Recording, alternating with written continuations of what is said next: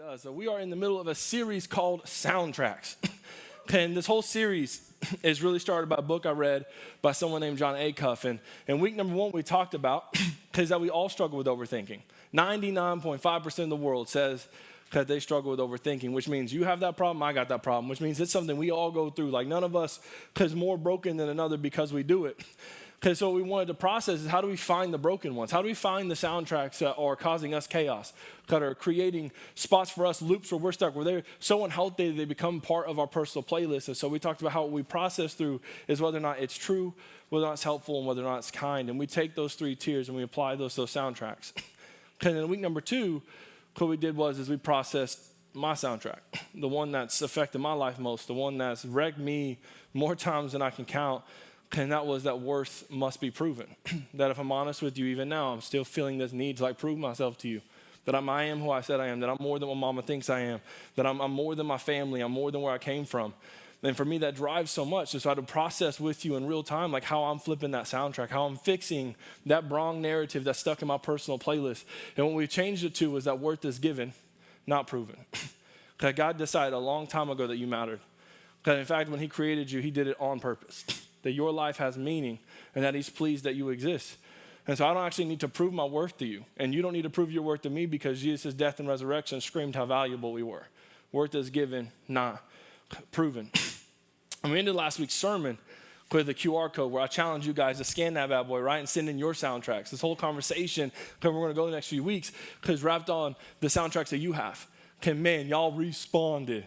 Like we had 75 students last week, and 68 of you sent in soundtracks. So can you give yourself a hand clap? Man, that's worth celebrating. Like I'm so incredibly proud of your vulnerability because to be that honest, to do the work, to process what your soundtracks, what those repetitive thoughts that are stuck in your mind is, takes a lot of work. It takes some honesty. It takes some vulnerability to share it. And so I'm mad excited for you. I want you to know as your pastor, I'm proud of you. I'm proud of you for taking that step because that's how you process flipping it. But once we got them sent in, we realized that, man, some of y'all are wrestling with some real stuff. And so we got a few soundtracks that came in that are borderline contemplating suicide. And man, I can't go any further in my sermon without telling you how much you matter. Like how much your life is worth and how thankful I am you're here and how pumped God is about you and how much we want you to be safe and want you to walk out all that God's called you to be. And my prayer is above everything else that this really is a place that you feel safe at. Now, I want you to have those conversations. Like if you are wrestling, please do not leave another moment of switch without having that conversation with one of your tribe leaders and navigating through that. And what's incredible is we actually have a licensed therapist on staff or on tap that will come in and in a moment have a conversation. She's incredible. I've gone through counseling with she is amazing. And I want to make sure that not only do you know that you are safe, but that you are supported to become healthy and walk out all that God's called you to be. So please hear me again. If you are wrestling with whether or not you matter, to the degree that whether or not your life matters, whether or not you should be here, you should be, you have purpose, you're incredible, and I want to be here, and we want to be here as your tribe leaders to love you well through that. So do not leave here without having a conversation so we can let you understand you are special. So without further ado, let's jump into today's sermon. My question for you real quick, we're going to do hands because I was told last week that making introverts make noise is actually worse, not better. So we're going to go backwards to hands. My question is, how many of you in here got access to a TV? Let me see some hands. Yeah. Hashtag we blessed. Y'all don't know if you know this or not, but the rest of the world, that ain't true everywhere. Round two. How many of y'all would say you got access to internet? Yeah. That's a lot of hands. Okay, we'll go one more. How many of you have a social media? Let's see some hands. Yeah, it's a lot of y'all. Okay, what I've realized is that we have a near constant window into other people's lives. Like you and I at any point in time can see how someone else lives. Like at any point in time that we want, we can see how someone else thinks, what they say, what they do. Like we could just watch other people's lives. In fact, there are whole genres of TV that exist so that we can watch other people just live. Like we can see lives and we can see all kinds of different people. And real talk, I love different. Like, it ain't gonna take very long for you to listen to me talk for you realize, like, I'm a big fan of people who think different. I love people who dress different. I love people who talk different. I love different. Why? Because I think God made us different on purpose. Like, I think our uniqueness, our diversity is actually what makes us freaking incredible. Like, we are special. I love different. I will celebrate the mess out of people who are different. Like, it's incredible. Why? I mean, I got to because, like, I'm mad different. So, like, I love different. I'm a fan of it. I think it's incredible. The problem, though, is that we actually live in a culture where we don't think that's true. Like, we live in a culture where different is actually demonized.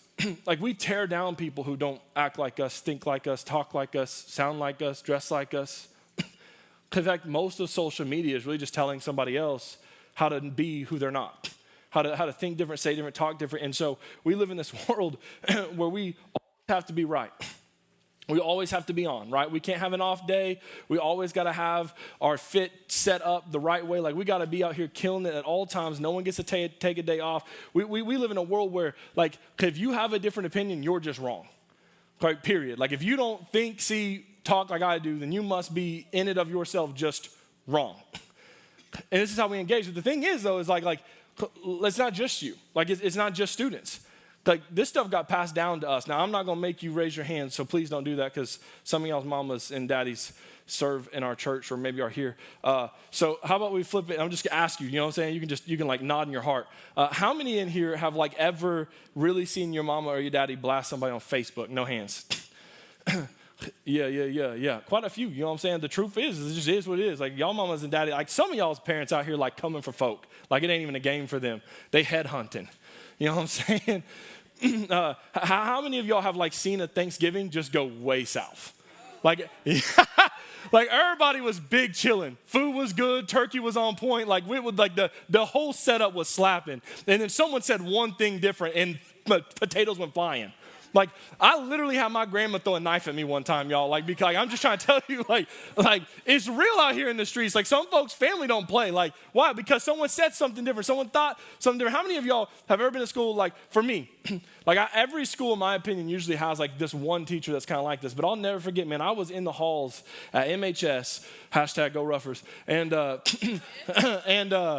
I remember walking through the hall. We had this one teacher who like would straight come for people because of what they wore. Like, constantly blasting the clothes that they wore, the kind of hat that they had on, like, was out here just coming for them. Why? Because they dressed different. They didn't fit his picture of what he thought people should look like. The problem is that this stuff wasn't just created in us. Okay, this gets passed down. Okay, and your mamas had it passed down to them, and your dad had it passed down to them. And for generation after generation, man, we have just been creating more and more of a culture where we can't celebrate different anymore. We come for it. No, we need a people group to constantly conform to what make us comfortable versus celebrating the uniqueness. For me, this started with my mama. So like, if you've been around here, you've heard my story enough, and you know, like I grew up in a house with addicts, and my childhood was crazy. And I remember, like for my whole life, even now, like I can see my mom constantly feeling this need to try to be everything my grandma needs. And I would watch like my grandma have conversations with my mom my whole life about like, how come you can't be like Trent, her brother, my uncle? And it was always like that. Like, how come you're not as smart as Trent? How come you're not as successful as Trent? How come you aren't doing this like Trent? And so my entire life, like my mom has constantly had this filter of trying to figure out how come she can't be her brother because she's not good enough. and then the way that trickled down is that come down to my mom. So then I spent my whole life constantly being compared to my younger brother, Trevor. Right? I live in a house and a family where we are all introverts. We don't talk about nothing. We don't go against the grain. We are quiet and we follow orders. Hi. I am none of those. I'm a rebel who's loud as crap and asks way too many questions. And I spent my entire life as the black sheep of my family, and my mom always trying to figure out how come you can't just be like your brother? How come you get in trouble and he doesn't? How come you can't listen and he does? How come you can't do this in class and he does? And so I spent my entire life constantly being compared to my brother and trying to figure out how come I'm not him. And then fast forward to me as a human being, and now I find myself wrestling with how come I'm not as successful as my friends. See, this Jesus thing started at the same time as me and like two of my other friends, Ricky and Michael, and I've spent my entire life really trying to figure out how come they're faster than I am. How come their churches grew quicker than mine? How come they got better positions than I did? How come they preach better than I do? How come they're funnier than I am? How come people respond to them better than I do?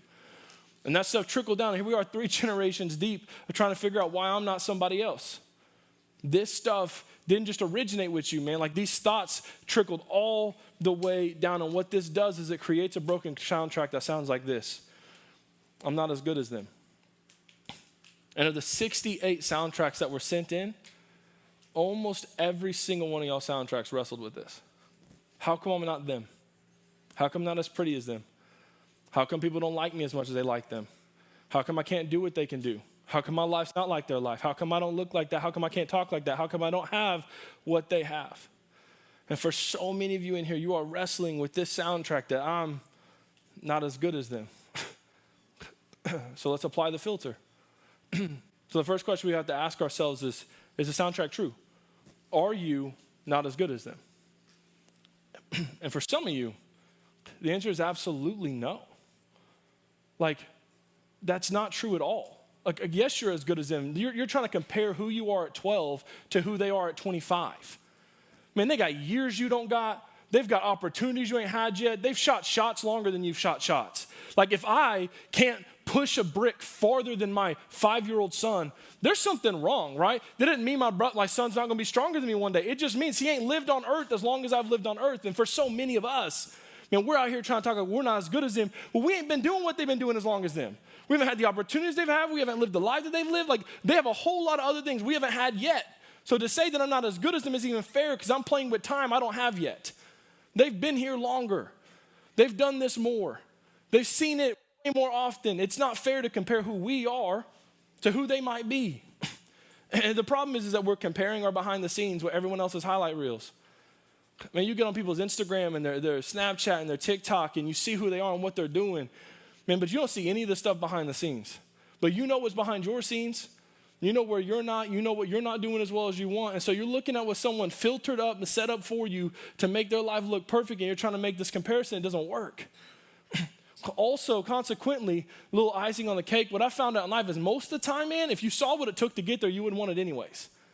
If you saw what they had to sacrifice, if you saw what they went through, if you saw what they had to give up to have that thing that you think you want, you might change your whole mind on it.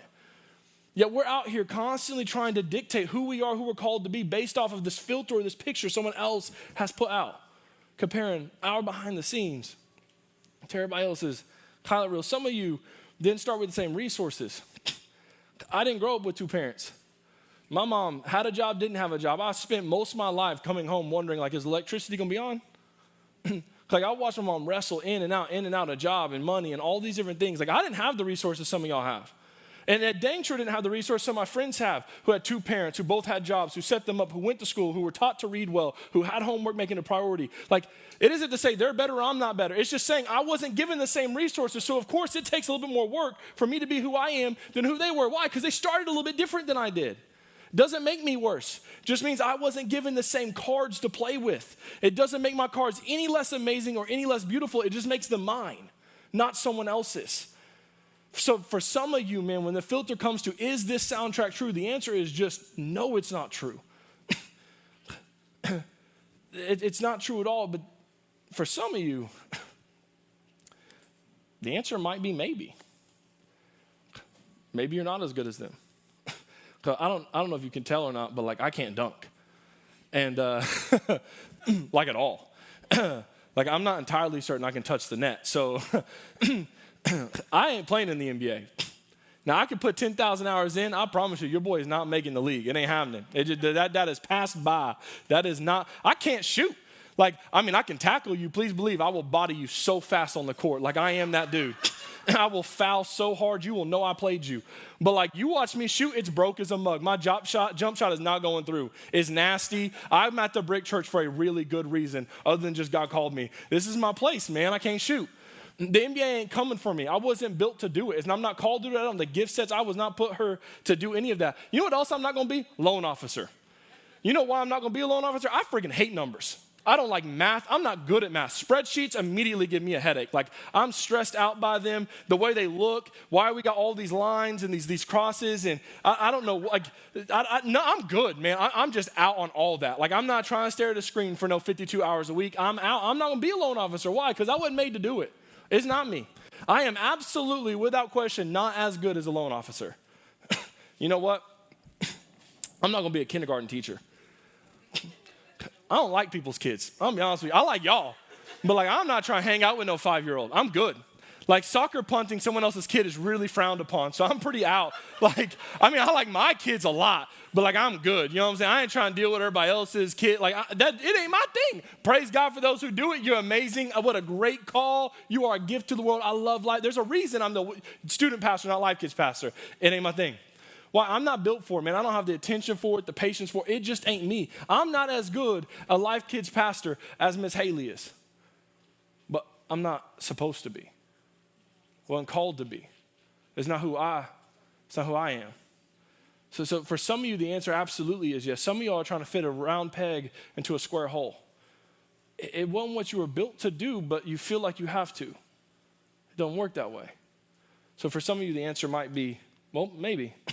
Because the next question is it helpful?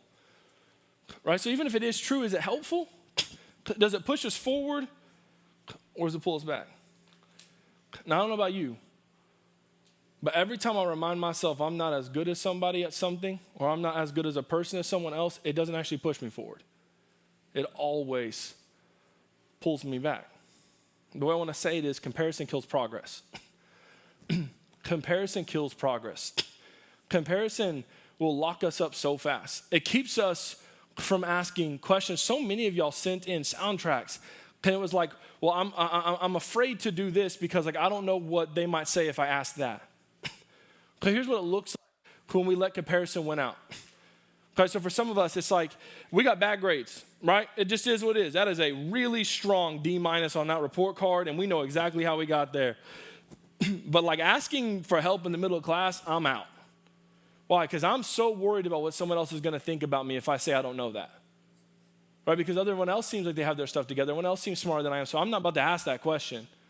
Put myself out there. So instead of actually getting better, I'm going to get worse. Because I'm letting what I think other people have and do and might say about me keep me from doing what it takes to become who I'm supposed to be. I'll give you another one. For some of us, it's like if we're working somewhere, right? And things just don't make no sense.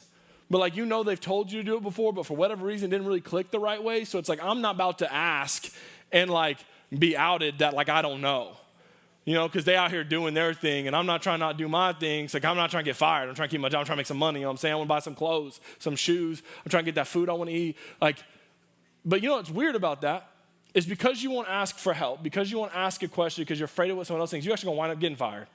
You know what I'm saying? It's going to happen. You're going to forget to put the right money in the till. You're going to scoop one too many scoops of Brahms. Your manager's going to lose their mind. It's going to be what it is. I mean, I'm not saying I did that. I'm just saying it might happen. You know what I'm saying? Like, why? Because you ask no questions. You're just out here doing it. Why? I mean, comparison, it kills progress. It stops you from being the best version of yourself because you get wrapped up in worrying about what everyone else thinks, says, or do. One more that I'll give you is for some of us, man, mental health is a lot like this. We know we're not doing all right. But we're afraid to ask for help because of what someone else might think or what someone else might say. And while that fear is real and I get it, it is keeping us from becoming healthy. It's keeping us from being who we're called to be. It's keeping us from being able to be the people we're supposed to be so we can live the life God's called us to live. Comparison locks you up and comparison kills progress. The reason it does is because comparison causes us to constantly focus on everything that's not good. And we miss the parts of ourselves that are great. We miss the parts of ourselves that are awesome, the things we do well, because we're so fixated on the things that we can't do that other people can. So we can't grow, we can't get better, because we are supposed to already have all of it together at all times, all the answers. I don't know if you know this or not, but like nobody's got it all together. I don't care who you think on your mind, they got stuff they don't got together. Everybody, your mama don't got it together, I don't got it together, your dad don't got it together, your teacher don't got it together, you ain't got it together, they ain't got it together, nobody got it together. Like this side of heaven, guess what? You ain't never going to get it all together. It just is what it is. We are just a bunch of messy human beings trying to suck a little less each day. That's it. And the best part of it is you got heaven's help to not suck more today than you did yesterday. So you can actually do this thing. You can get real close to everything God's called you to be. And you can take one step at a time every single day to be just a little bit better, because that's really all we're trying to do. But we can't take the steps when we're constantly comparing who we are to what somebody else has, or what they think, or what they say, or what they do. It kills all of the progress. So here's what I want to say to you. You are called to your path, not somebody else's. You're called to your path, not somebody else's. You was never supposed to be anybody other than you. Ever. Like at no point in your life has God been like, you know what? They probably should have looked like that person. Should have probably been that person. Nah. Now God knew what he was doing when he made you. Because in Psalms chapter 119, verses 1 and 5, it says this: your word is a lamp for my feet and a light on my path. You see, God is calling you to focus on what he's called you to do. Your word's a lamp for my feet, a light unto my path. And the interesting thing about lamps are they really don't light the whole room up. So I'm going to actually walk you through a legitimate hands-on illustration real quick. You know what I'm saying? Because that's how I roll. Plus, who's not trying to have some fire in church? I'm about this life. If I can, make it work. What a trip. I legitimately tested this out for 5 times today. This is amazing. It's my favorite thing. You want to talk about some comparison? I bet somebody else could do this. Blam! Come at me. Yeah, thank you for the hand clap. You know what I'm saying? It took some work. All right, go ahead and kill them lights. All right, dang, them projectors are absolute gate that I didn't think about. Go ahead and kill them projectors real fast. We're going to get through it. All right, so here's the thing about lamps. I actually can't see the other side of the auditorium. But what I can see is the next step in front of me. What I can do is take a step and take a next step. And this is exactly what God's called us to do. Like our call, our life, what we were put on this earth to do was always supposed to be one step at a time. And when it comes to this is what God's asking you and I to do, man, is take a step after a step after a step. But here's the problem with comparison. Comparison actually does this. Go ahead, Preston.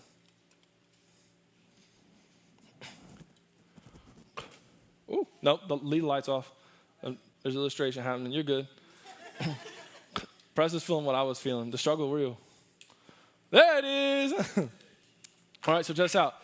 Everybody look at Preston real quick. So the thing is if all these lights are off, if that projector ever actually gets turned off, I can't see in between here and there.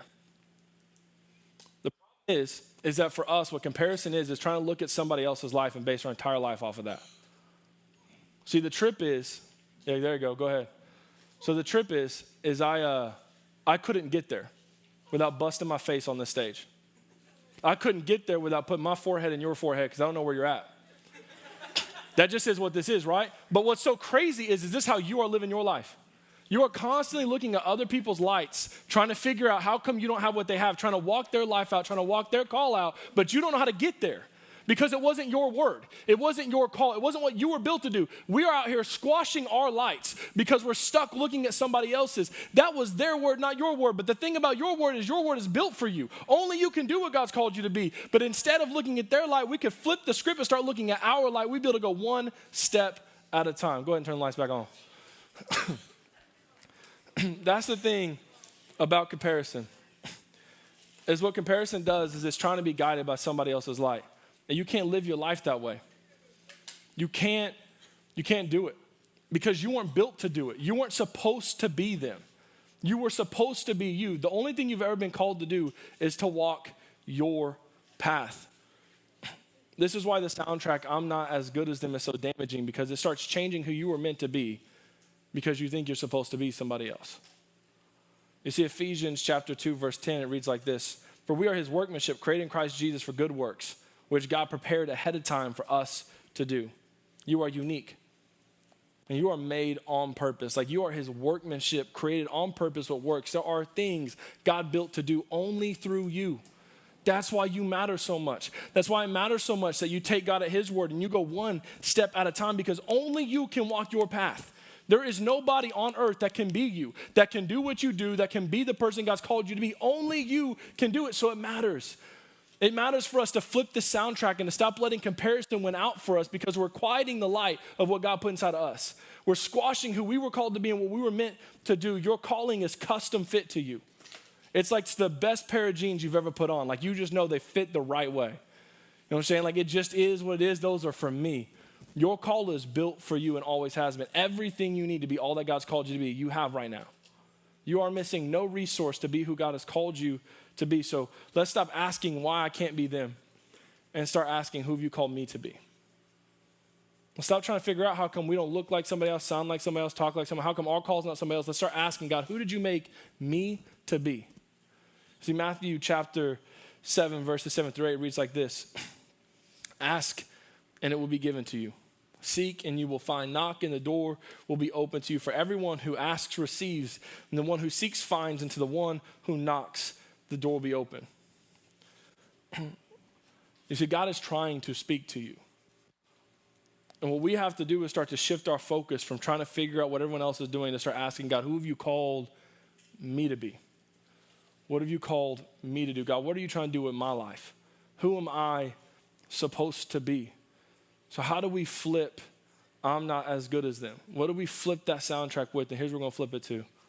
God made me on purpose. God made me on purpose. Psalms chapter 139, verse 14, it reads like this. I will praise you because I have been remarkably and wondrously made. Your works are wondrous, and I know this well. I've been remarkably and wondrously made. Man, God made you on purpose. God made me on purpose. Like there wasn't a process throughout the journey of creating me where God said, oops. There was no my bad. There was no, ooh, snap. Didn't mean to do that. No. At no point in the process of you becoming who God called you to be, did he fall asleep at the wheel. You have everything you've ever needed to be, all that God's called you to be. Now, I'm not saying that like if you go tomorrow, you know what I'm saying, and you get in a car crash and now you walk out with one arm. Like, no. I'm not talking about how you look. I'm not talking about your physique. I'm talking about who you are. What's at the center of who you are. We are spirit beings. We are created in the image of God, like who you are. Not what you look like, not what you sound like, not what you talk like, not how fast you can run or how quick you can jump. No, you as a person, you have everything you need to be all God's called you to be, and he didn't mess up. And regardless of how life has been, regardless of what life looks like, when you're 95 and you look different than you do today, guess what? You will still be all that you were always supposed to be who God called you to be. There are no mistakes in his process. There are no my bads. So instead of spending our life trying to figure out how come I'm not as good as them, we're going to flip that to saying, God made me on purpose. You got a purpose. You were created on purpose by love from a God who is love. God, you matter so much. And what an amazing thing that Satan does to us to get us so fixated on missing out who we were always supposed to be because we don't look like somebody else or sound like them or do what they do or have what they have. I can't even imagine what that's like. And for so many of us, the problem is when you wish you had what someone else has, you miss the gift God gave you. When you're wishing for something somebody else had, you're missing out on what he gave you. And what he gave you is amazing because you matter. You are so unbelievably unique and amazing and special. And you can change the world with your life. Like you matter that much. The question is whether or not you and I will decide to flip the soundtrack of I'm not as good as them to no. God made me on purpose. And because he did that, I must matter. He didn't create something that he didn't want to do something with. That's what's beautiful about our God is he's so present. He wants to walk every step of the way with you. That's the reason his word is a lamp to your path, because he's not trying to just skip out on this thing. He wants to be there with you every step of the way. He wants to be the person championing you, cheering you on, celebrating you. He wants to be the wind to your sails. He wants to make the dots connect. He wants to open the doors. He wants to gift you everything you need. And it's beautiful because in God's process, you have everything you need. He didn't set you on a path that he wasn't ready to provide for. He didn't give you a dream that he couldn't create the opportunities for. You have everything you need. Why? Because God made me. He made me on purpose. With a purpose. You were created for a purpose, with a purpose, and because of that, you're incredible. God, you matter so much, and God loves you so much, and I will say it again and again and again and again until it is tattooed on your soul. Man, my deepest prayer for you is you never walk into a room again questioning whether or not you matter. Questioning whether or not you are amazing or important or incredible, because you absolutely are, because the God of the universe took time to make you. Whew. What an amazing person you are. And the beauty of all that is he's about to do something crazy with your life. If you'll put your life in his hands, if you'll trust him one step at a time, you're going to wake up one morning and look back and be like, whoa, he did that. He got me there. Man, I am still in awe that I'm on this stage having a conversation with you. And the only way I got here was being honest about how messy I was and working through some soundtracks that I'm still working through today. And I'm going to get on the other side of this because that's how good God is. Why? Because he's doing it one step at a time. Switch, made you on purpose. God made me on purpose. That's what we're going to say. Let's pray. Father, I thank you for how good you are. God, I thank you that in this room right now, you are reminding people, God, of how much they matter. God, they've been following you, but they let life and culture and social media and whatever else could have come in the way, God, start questioning whether or not they mattered, whether or not they were able to be who you called them to be. So, Father, I thank you that today you are reminding them, God, that you made them the people they are on purpose. God, you made them on purpose. And with their heads still bowed and eyes still closed, there's one more group of you. For some of you, you haven't ever taken enough time to just look and see how beautiful what you have is, how beautiful who you are. And right now what God is doing is he's trying to scream from heaven, man, you are amazing. You are precious. You are my special possession. You were created on purpose with a purpose. I love you so much. I sent my son for you. So if you came in here today questioning whether or not you matter, whether or not your life matters, if you found yourself being so captivated by what other people were doing that you missed out on who you were, if you are here today and saying, all right, I need Jesus. I need the person who makes my life matter to be a part of my story, because that's what God does. He comes and he makes us brand new. So today, if you've been looking for purpose, he's right in front of you and his name is Jesus. And all it takes is saying, yes, Jesus, I give you my life. And scripture says he comes and he makes us brand new. We are new creation. He wipes the old away and he sets us on the path that we've called us to be. If you're looking for that freedom, that love, if you're looking for that relationship, this right now is your moment.